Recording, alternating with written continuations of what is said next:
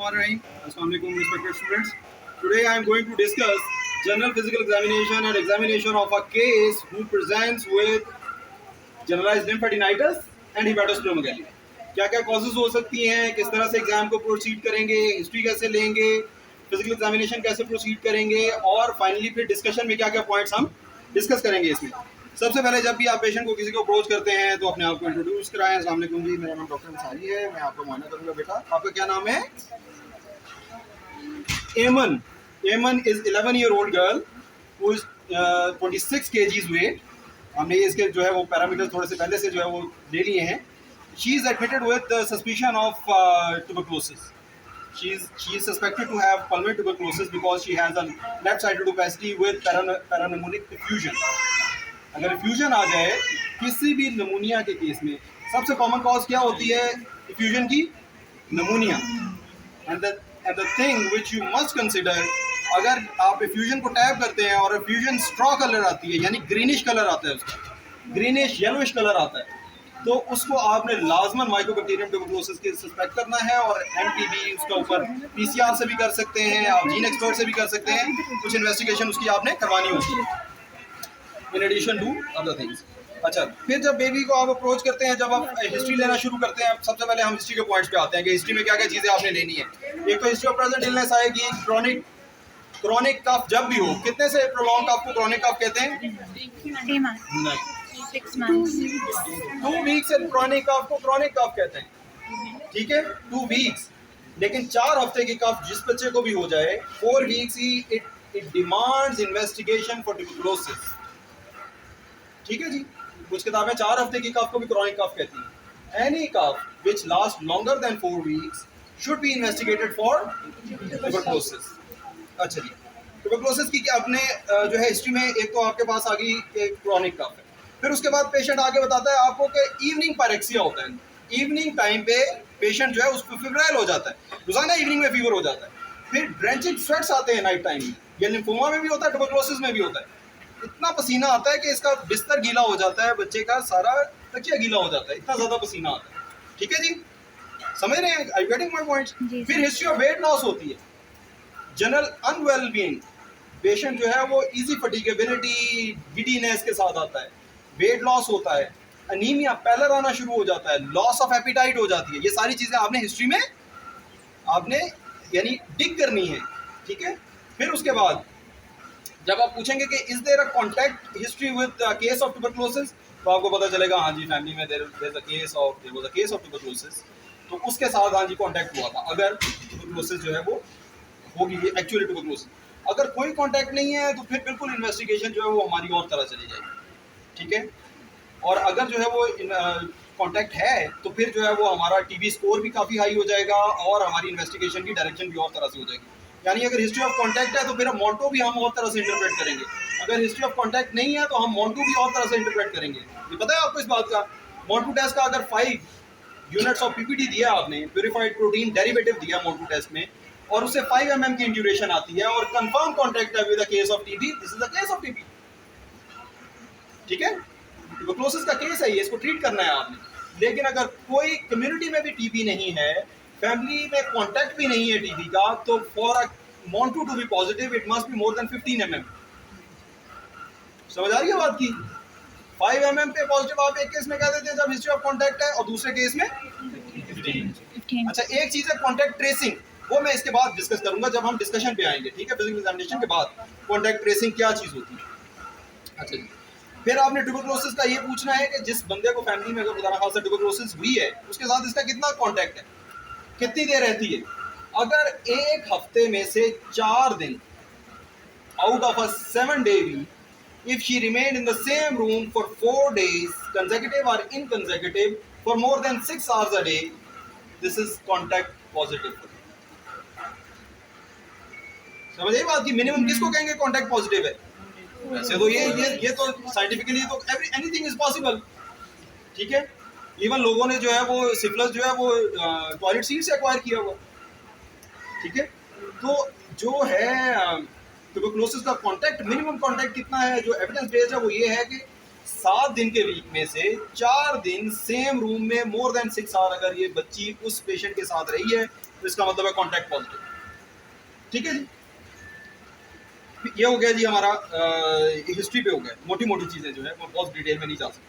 फिर हमने जी आगे आगे हम फिजिकल एग्जामिनेशन में आपको एंथ्रोपोमेट्री में क्या मिलेगा, आपको वेट जो है इसका कम हुआ हुआ मिलेगा, आपको क्या हाइट हो सकता है इम्पेयर हुई हो सकता है इसका जो हेड सर्कमफेरेंस है वो या कम हो बिकॉज ऑफ मेल न्यूट्रिशन, या हेड साइज इसका इंक्रीज कर रहा हो बिकॉज ऑफ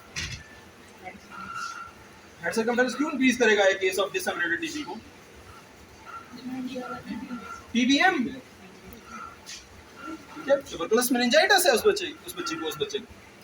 ठीक है, इसमें कम्युनिकेटिंग हाइड्रोकेफलस होता है और जो मेनिंजियल इन्वॉल्वमेंट होती है वो बेस ऑफ स्कल की इन्वॉल्वमेंट, बेसल मेनिंजीज की इन्वॉल्वमेंट ज़्यादा होती है ट्यूबरकुलस मेनिंजाइटिस। अच्छा जी, फिर आप उसके बाद बच्चे का जो है वो एंथ्रोपोमेट्री कर लिया आपने, आप वाइटल साइंस लेते हैं, क्या क्या साइन आपको मिलेंगे? टैकीकार्डिया होगा। क्यों होगा? क्योंकि अनीमिया है, अनीमिया ऑफ क्रॉनिक डिजीजेज है। अनीमिया ऑफ क्रॉनिक डिजीज कैसा होता है? माइक्रोसिटिक हाइपोक्रोमिक होता है कि मेगालोब्लास्टिक होता है? माइक्रोसिटिक, नॉर्मोसिटिक नॉर्मोक्रोमिक होता है। ठीक है, नॉर्मोसिटिक नॉर्मोक्रोमिक होता है। माइक्रोसिटिक अक्सर बच्चों में इसलिए डिटेक्ट होता है क्योंकि आयरन डेफिशिएंसी भी हो रही होती है। ठीक है, but classically whenever somebody ask you कि अनीमिया ऑफ क्रॉनिक डिजीजेस कैसा होगा तो it will be normocytic normochromic. ठीक है, एमसीक्यू आ जाता है, it will be normochromic normocytic. ये अलग बात है कि उसके ऊपर से सुपर एडेड कॉम्प्लिकेट किया होता है अनीमिया ऑफ आयरन डेफिशिएंसी ने, चीज़ें कॉम्प्लिकेट की होती हैं और बच्चे को माइक्रोसिटिक माइक्रोसाइटोसिस के साथ नजर आ रहा है। ठीक है जी, ये हो गया। इसमें आपको जो है वो पैरेलल होगा तो आपका टैकीकार्डिया होगा। फिर डिसेमिनेटेड टीबी में और क्या चीज़ आ सकती है? हार्ट कैसे इन्वॉल्व हो सकता है कि टैकीकार्डिया हो? कंस्ट्रक्टिव पेरिकार्डाइटिस की कॉजेज क्या है? Tuberculosis is the most common cause of constructive pericarditis. Pericarditis होता है और उसके बाद फिर कंस्ट्रिक्शन हो जाती है उसकी। SLE is another cause. ठीक है जी, auto immune lymphoproliferative disorder is another cause. ठीक है जी, समझ आ रही है बातों की? जी सर। हम लोगों को समझ आ रही है। तो कंस्ट्रक्टिव पेरिकार्डाइटिस होता है आपको जब आप उसका जो है ऐसे बच्चे को इस वजह से टैकीकार्डिया होगा। टैकीकार्डिया के साथ उसको आपको फ्लशिंग भी उसको नजर आ रहा होगा कि एडिमा है पेरिफेरल। ठीक है, क्योंकि पीछे बैक पे जब प्रेशर जा रहा होगा, जब उस बच्चे का जो पेरिकार्डियम है वो रिलैक्स ही नहीं कर रही कि हार्ट की फीलिंग सही तरह से हो सके, तो वो टैकीकार्डिया होगा। प्लस उसका बैक प्रेशर जो है वो लंग्स पे जाएगा, कोर पल्मोनल होगा, उसका बैक प्रेशर लिवर पे आएगा, आपको बच्चा जो है वो एडिमेटस नजर आएगा। ठीक है, रेस्पिरेशन पे क्या असर होगा? अगर पल्मोनरी ट्यूबरकुलोसिस है तो फिर भी रेस्पिरेशन जो है वो आम तौर पे तेज नहीं होगी अगर पल्मोनरी ट्यूबरकुलोसिस, क्योंकि ये स्लो प्रोसेस है ना, तो लंग्स जो है वो अपने आप को रीमॉडल करते रहते हैं, एडजस्ट करते रहते हैं, कंपनसेशन होती रहती है।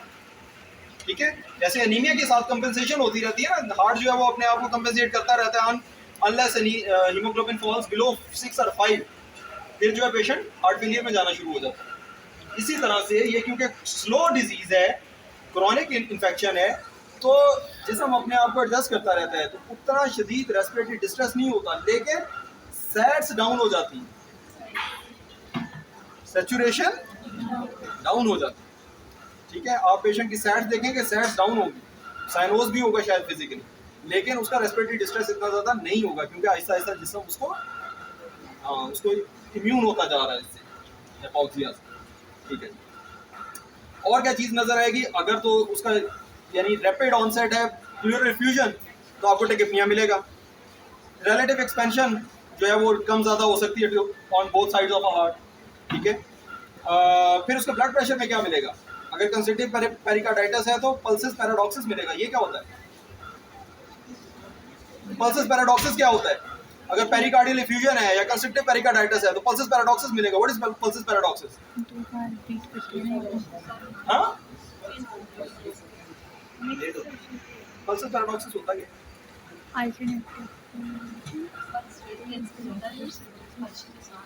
हाँ, क्या 10 से ज्यादा क्या होता है? पल्स से रिलेटेड है, ब्लड प्रेशर से रिलेटेड है? ब्लड प्रेशर से। ब्लड प्रेशर से लेंगे, ठीक है। पल्स प्रेशर में डिफरेंस आ जाता है कितना, डीप इंस्पायर करता है पेशेंट तो क्या होता है, पल्स प्रेशर कितना कितना फॉल करना चाहिए, 10 फॉल करना चाहिए, अप टू 10 नॉर्मल है, but more than 10 if falls, this is called pulsus paradoxus, ठीक है। याद रहेगा, ये ब्लड प्रेशर होता है, इंस्पायर करके पेशेंट हेल्प करेगा अपना ब्रेथ, तो आप दोबारा ब्लड प्रेशर चेक करेंगे, जो पल्स प्रेशर होगा उसमें there will be fall of more than 10, ठीक है।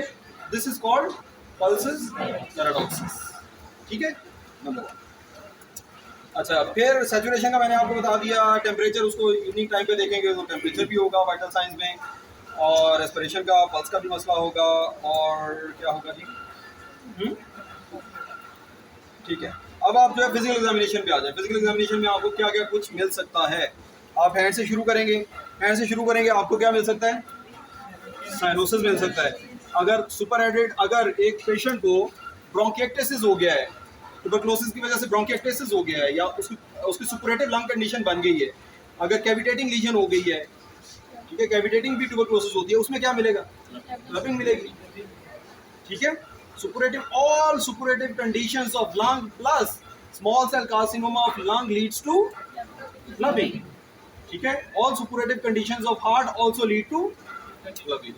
Cystic fibrosis leads to clubbing, ठीक है जी। याद रहेंगी चीजें थोड़ी थोड़ी, आपको क्लबिंग मिलेगी।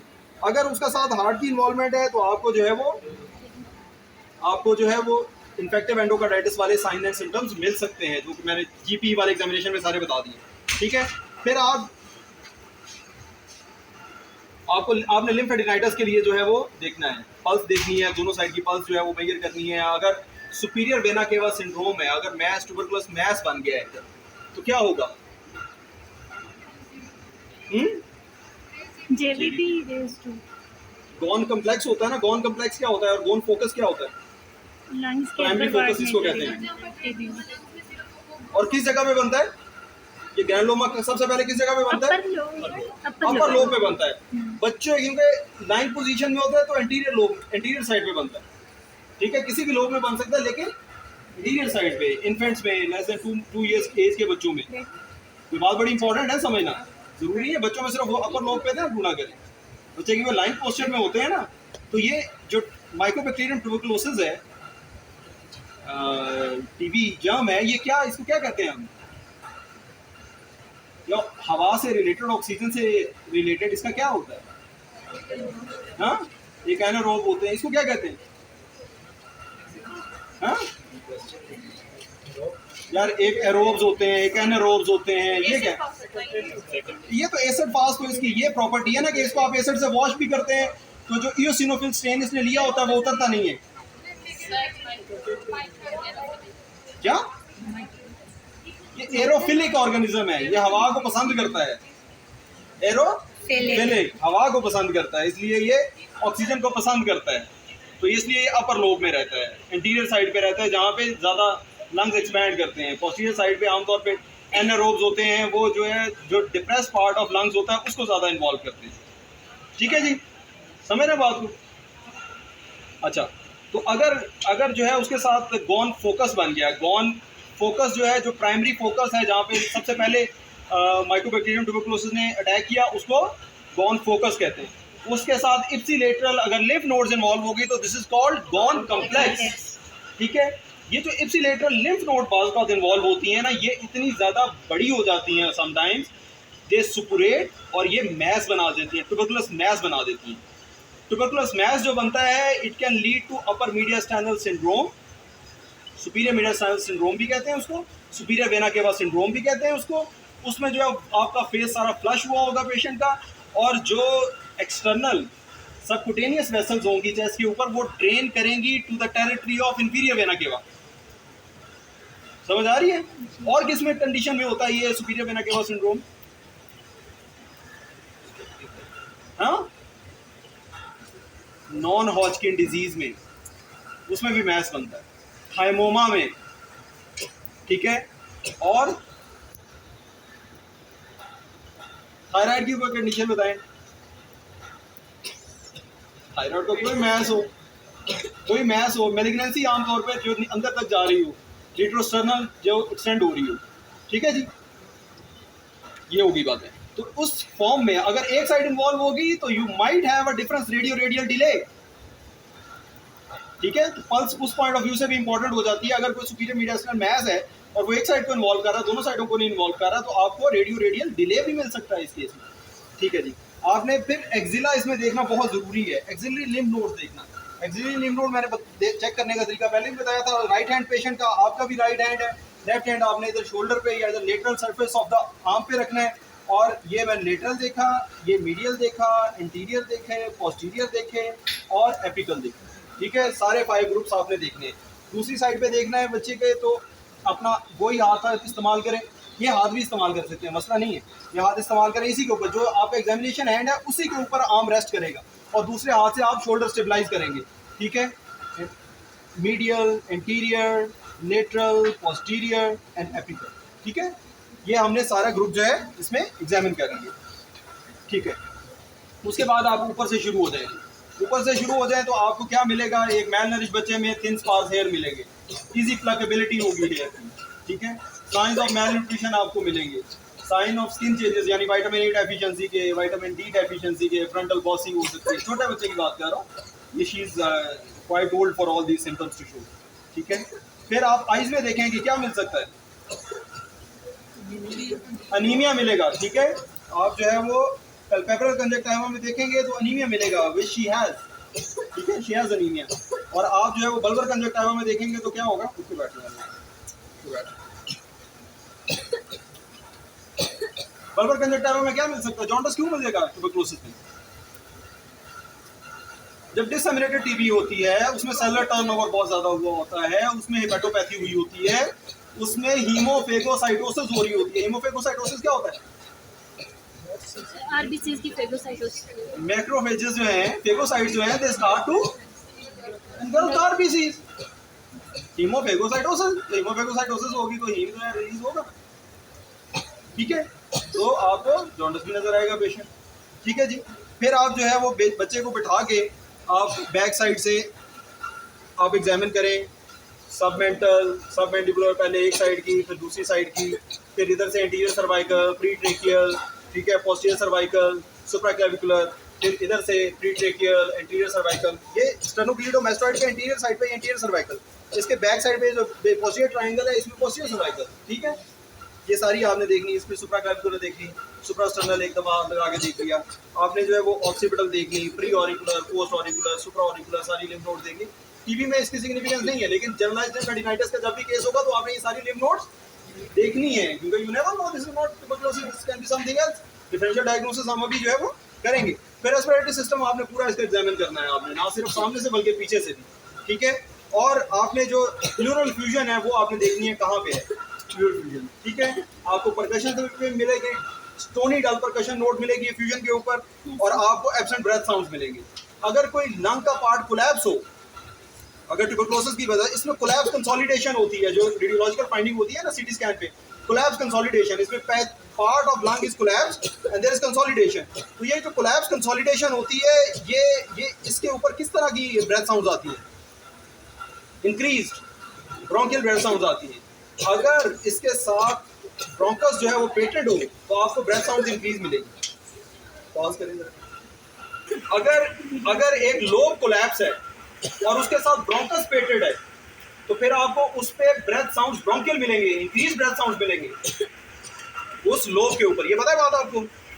और अगर जो है वो साथ उसका ब्रोंकस भी कोलैप्स हुआ है तो then there will be dull percussion note and decrease breath sound. Whereas in first case जहाँ पे collapsed है, lobe collapse है but bronchus is patent, वहाँ पे percussion node will be dull but breath sounds will be increased, ठीक है। इसी तरह कोई मैस है, कोई लंग का मैस है, उसके ऊपर भी percussion node will be dull but breath sounds will be increased because sound waves travel better in solids as compared to air, ठीक है। आपने पेशेंट का जो है वो लंग्स देख लिए, प्रीकॉर्डियम एग्जामिन कर लिया, देख लिया आपने कि इसकी एपेक्स बीट टैपिंग तो नहीं है, टैपिंग एपिक्स में होती है जब कंस्ट्रक्टिव पेरिकार्डाइटिस होता है। डिस्टेंट ब्रेथ साउंड है तो क्या, सॉरी डिस्टेंट हार्ट साउंड है तो उसका क्या मतलब है, मफल्ड हार्ट साउंड है तो उसका क्या मतलब है, मफल्ड हार्ट साउंड है तो इसका मतलब है मायोकार्डाइटिस है। डिस्टेंट हार्ट साउंड है तो इसका मतलब है क्या, पेरिकार्डियल एफ्यूजन है, ठीक है। लेकिन कंस्ट्रक्टिव पेरिकार्डाइटिस में हार्ट बीट बहुत फास्ट होगी, आपको एपेक्स बीट मिलेगी। जब पेरिकार्डाइटिस होगी, पेरिकार्डियल एफ्यूजन होगी, पेरिकार्डियल एफ्यूजन में आपको जो है डिस्टेंट हार्ट साउंड भी मिलेंगे और एपेक्स बीट भी नहीं मिलेगी, मुश्किल से मिलेगी, ठीक है। वेयर एज इस केस में आपको टैकीकार्डिया होगा, एपेक्स बीट जो है वो मिलेगी जब कंस्ट्रक्टिव पेरिकार्डाइटिस होगा। तो उसमें जो परकशन करते हैं, कार्डिक परकशन करते हैं, कार्डिक परकशन का एरिया कम हुआ होगा अगर कंस्ट्रक्टिव पेरिकार्डाइटिस होगा। एक्सरे में देखेंगे तो एक्सरे में भी आपका जो हार्ट है वो बहुत ज़्यादा श्रिंक हुआ होगा, ठीक है, हार्ट का साइज स्मॉल होगा एज कम्पेयर टू यूजुअल। अच्छा, फिर हम जो है वो चेस्ट से नीचे आ जाते हैं। चेस्ट से नीचे आके तो हमने एब्डोमेन में देखना है। एब्डोमेन में we must examine the liver and spleen of these children, ठीक है। फिर आपने देखना है कि एब्डोमिनल एसाइटिस तो नहीं है। वो कैसे चेक करते हैं, बेटा लेटें ज़रा, बस ऐसे ऐसे, ठीक है। आप भी बच्चे के साइड पे बेटा थोड़ा कमीज ऊपर करूँगा, ठीक है, पेशेंट के साइड उसके जो है लेवल पे हो जाए और आप लिवर अपने ब्रेथ साउंड के साथ लिवर आप उसका पैल्पेट करें। जहाँ पे आपको लिवर मिल गया उसको मेजर करें, ऊपर से परकशन करें, ये लिवर है इसका बेबी, ठीक है। इसका स्पैन लेने, ठीक है, और स्पैन आपने मिड क्लेविकुलर लाइन में लेना। स्प्लीन के लिए आप जो है राइट आईलिड फ्लोसर से शुरू होते हैं, अब ब्रेथ के साथ जो है वो आप करते हैं, इसको सिंक्रोनाइज करते हैं और you go up to the costal margin. If you are able to go under the costal margin, इसका मतलब है स्प्लीन नहीं है, ठीक है। फिर आप बेबी को ऐसे बाई मैनुअली अपनी तरफ रोटेट कर देते हैं, ठीक है। फिर दोबारा चेक करते हैं बाई मैनुअल मेथड से। फिर आपने इंग्वाइनल लिम्फेडिनाइटिस चेक करना है, फिर आपने एडिमा चेक करना है, ठीक है। लिम्फेडिनाइटिस है, अगर एडिमा है तो आपने सारी चीज़ें चेक करनी है। अभी इसके आ जाता है डिफरेंशियल डायग्नोसिस से। बेटा आप अगर बैठे हुए कंफर्टेबल हो तो बैठ जाएं आप। अब एक केस आपके पास आ गया है जी के case has generalized lymphadenitis and hepatosplenomegaly, what can be the cause, ठीक है। Mycobacterium tuberculosis disseminated TB can be the infectious cause, जो है वो सबसे टॉप पे होती है, ये बताया आप लोगों को। इन्फेक्शियस कॉज सबसे पहले बताया करें एग्जाम में। इन्फेक्शन ट्यूबरकुलोसिस जो है that will be the top most cause, ठीक है। उसके बाद फिर इसी तरह के सिम्टम्स के साथ, इसी तरह की चीज़ें के साथ कौन से आती है डिजीजेज, लीशमैनियासिस, ठीक है। विसरल लीशमैनियासिस जो है वो इस तरह की सेम प्रेजेंटेशन उसकी भी होती है। तीसरा नंबर पे JIA क्या होता है, juvenile idiopathic arthritis, up to 16 year of age, 8 weeks history of fever, generalized lymphadenitis. लेकिन जो सिस्टेमिक ऑनसेट होता है, जो इसका सिस्टेमिक ऑनसेट JIA होता है, उसका डायग्नोस्टिक क्राइटेरिया 2 वीक्स है। 2 weeks of fever, anemia, generalized lymphadenitis और प्लेटलेट जो है इसमें इंक्रीज हुए होते हैं, ESR इंक्रीज हुआ होता है। ये हो गया तीसरा। और क्या क्या चीज़ें इस तरह से प्रेजेंट कर सकती हैं बताएं। Lymphomas, Hodgkin lymphoma, non-Hodgkin lymphoma. Non-Hodgkin lymphoma can present with generalized lymphadenitis and hepatosplenomegaly, whereas Hodgkin lymphoma will present with localized एक ग्रुप या 2 ग्रुप और कंटिग्यूअस स्प्रेड होता है, क्योंकि Hodgkin lymphoma का वो मैंने आपको डिफरेंशिएटिंग पॉइंट आपको बता दिए, यू मस्ट नो। ये अभी बहुत बना लग तो बहुत लंबा हो जाएगा ये लेक्चर कि क्या क्या डिफरेंशिएटिंग। ये बहुत इंपॉर्टेंट है कि आपको Hodgkin नॉन Hodgkin lymphoma के डिफरेंसेस आपको आने चाहिए। क्रॉनिक माइलॉइड ल्यूकीमिया, ठीक है, chronic lymphocytic leukaemia, myeloproliferative disorders, although जो जितनी भी मेलिग्नेंसीज हैं उनका जो ड्यूरेशन, उनका जो डिजीज ड्यूरेशन कोर्स होगा वो कंपैरेटिवली शॉर्टर होगा, whereas tuberculosis can have history of 1 year, ठीक है। डिफरेंट जगहों पे जा रहे थे, कुछ कभी हल्की सी ट्रीटमेंट ले ली, कभी नहीं ली, तो इस तरह से। फिर इसके अलावा और क्या चीज़ ऐसे प्रेजेंट कर सकती है, SLE, systemic lupus erythematosus can also present like this, ठीक है। बट SLE जो है वो उसमें जो है वो साथ कौन सी रैश आएगी, बटरफ्लाई रैश या मेलर रैश, ठीक है, वो भी आएगी। फिर इसके अलावा और क्या चीज़ कर सकती है जी इस तरह से, इसी तरह का एरिया को इन्वॉल्व किया होगा सारा। सिस्टिक फाइब्रोसिस, ऑटोइम्यून लिम्फोप्रोलिफरेटिव डिसऑर्डर, जो कि SLE का बड़ा क्लोज रिलेशन है उसका। SLE जो ऑटोइम्यून लिम्फोप्रोलिफरेटिव डिसऑर्डर के पेशेंट होते हैं वो बाद लेटर ऑन अक्सर को SLE डायग्नोज हो जाती है, ठीक है। इसमें बहुत ज़्यादा जो है वो लिम्फेडिनाइटिस होता है, गली होता है, एनीमिया होता है, फीवर होता है, ठीक है जी। पॉलीसीरोसाइटिस क्या चीज़ होती है? व्हाट इज पॉलीसीरोसाइटिस और किस डिजीज का दूसरा नाम है पॉलीसीरोसाइटिस? SLE का दूसरा नाम पॉलीसीरोसाइटिस, ठीक है। अगर मल्टीपल सीरस कैविटीज इन्वॉल्व हो और उसके अंदर इफ्यूजन हो तो this is an autoimmune condition usually, ठीक है। पॉलीसीरोसाइटिस यानी प्लूरल इफ्यूजन भी है, एब्डोमिनल में साइटिस भी है, ठीक है जी। तो इसको जो है पॉलीसीरोसाइटिस है। अच्छा जी, फिर हम आ जाते हैं जी इसकी डिफरेंशियल डायग्नोसिस हो गया। अब डिस्कशन आपसे पूछा जाएगा कि हाँ जी आप जस्टिफाई करेंगे, अब आप प्रोसीड कैसे करेंगे, क्या क्या इन्वेस्टिगेशन करवाएंगे। अच्छा जी, आप क्या क्या इन्वेस्टिगेशन करवाएंगे to confirm this is a tuberculosis, case of tuberculosis.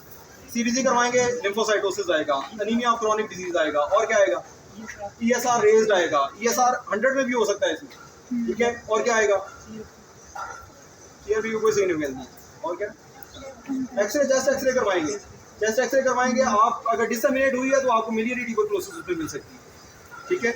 Miliary schedule मिल सकती है, या प्राइमरी फोकस आपको गॉन फोकस, हील फोकस भी मिल सकता है और एक्टिव फोकस भी मिल सकता है। और जो डायरेक्ट उसकी सॉरी प्रोमिनेंस ऑफ हाइलम, ठीक है, बायलेटरली जो है वो लंग हाइला वो भी प्रोमिनेंट हो सकते हैं। सिर्फ इतनी फाइंडिंग भी मिल सकती है।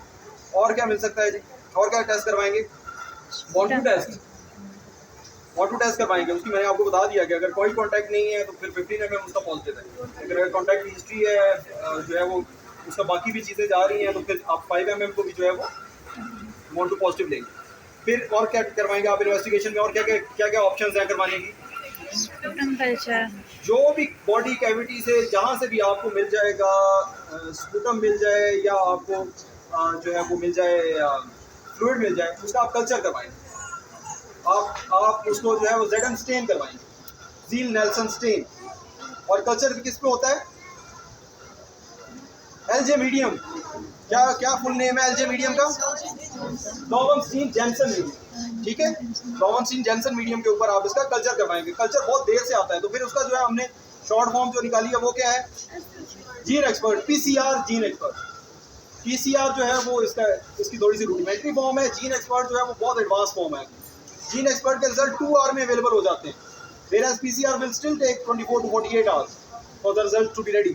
समझ आ रही है बात होगी, जी सर, एब्जॉर्ब हो रही है जी, ठीक है। जीन एक्सपर्ट अभी जो हम कर रहे हैं सिर्फ स्पूटम में कर रहे हैं। PCR can be done in any fluid, even blood में किया जा सकता है, CSF में किया जा सकता है, किसी भी जगह किया जा सकता है। मेरा जीन एक्सपर्ट यहाँ पे जो हम कर रहे हैं अभी तक जो हमारे पास सहूलत है वो सिर्फ स्पूटम के अंदर मौजूद है। स्पूटम में जीन एक्सपर्ट किया जाता है। जीन एक्सपर्ट का एक और एडवांटेज है ओवर PCR, वो क्या है, जीन एक्सपर्ट एक तो कम टाइम में बता दिया आपको, सेकंड नंबर पे gene expert will also give you multi drug resistance, whether this mycobacterium is multi drug resistant or not। Rifampicin resistant निकाल देता है ये। इनमें वो जीन प्रोब्स डिटेक्ट होते हैं जो कि रिफेम्पिसिन रेजिस्टेंट है, ठीक है। जीन एक्सपर्ट टेस्ट, इसी वजह से इसको जीन एक्सपर्ट टेस्ट कहते हैं। क्वांटिफिरॉन क्या चीज़ है, gamma interferon release FA, interferon gamma release FA ऐसे IGRA, ये क्या चीज़ होती है। क्वांटिफिरॉन गोल्ड का नाम सुना है किसी ने, ये किसी ज़माने में गोल्ड स्टैंडर्ड कह दिया गया था, गोल्ड स्टैंडर्ड है। आई डोंट नो अभी भी ये गोल्ड स्टैंडर्ड है या नहीं, इस वजह से इसके नाम के साथ गोल्ड लगा दिया गया। ये लिम्फोसाइट्स, बॉडी से लिम्फोसाइट्स लेते हैं, उनको स्टिमुलेट करते हैं by antigen and their secretion of interferon is seen. अगर एक खास लेवल से ज़्यादा इंटरफेरॉन से ट्रीट करें तो इसका मतलब होता है कि ट्यूबरकुलोसिस है इस पेशेंट। इंटरफेरॉन गैमा रिलीज ऐसे, ठीक है। BCG टेस्ट एक करते हैं इसमें, वो उसकी क्या सिग्निफिकेंस है, हाँ, BCG डायग्नोस्टिक टेस्ट है इसमें। BCG is also diagnostic test. उसी तरह से 5 यूनिट्स उसके लगाते हैं आप BCG के, और आप देखते हैं कि पेशेंट को इंड्यूरेशन एग्जेजरेटेड BCG का रिस्पॉन्स आया या नहीं है, ठीक है। अगर BCG उसको पेशेंट को प्रीवियस इम्यूनिटी ना हो तो फ़ायदा हो जाता है, अगर प्रीवियस इम्यूनिटी हो तो फिर उसको इतना ज़्यादा नुकसान नहीं होता BCG में। लेकिन अगर ट्यूबरकुलोसिस हो तो बहुत एग्जेजरेटेड, बिल्कुल फोम सा बन जाता है, बिल्कुल ब्लिस्टर बन जाते हैं उसके ऊपर से, ठीक है। तो diagnostic BCG is another test which can be done for this case. Contact tracing मैंने बताना है, ट्रीटमेंट आप पढ़ लेंगे किताबों से जाकर, कैसे ट्रीट करना है, कितनी ड्यूरेशन के लिए करना है, डिसेमिनेटेड और इसके टाइप्स आप पढ़ लेंगे। कॉन्टैक्ट ट्रेसिंग क्या चीज़ है? इस बच्ची को अगर खुदा ना खास्ता है she has tuberculosis, we need to check how many patients in her family, we need to screen all patients in her family या इसके क्लोज कॉन्टैक्ट में विद, तो कौन कौन सा टेस्ट करवाएंगे?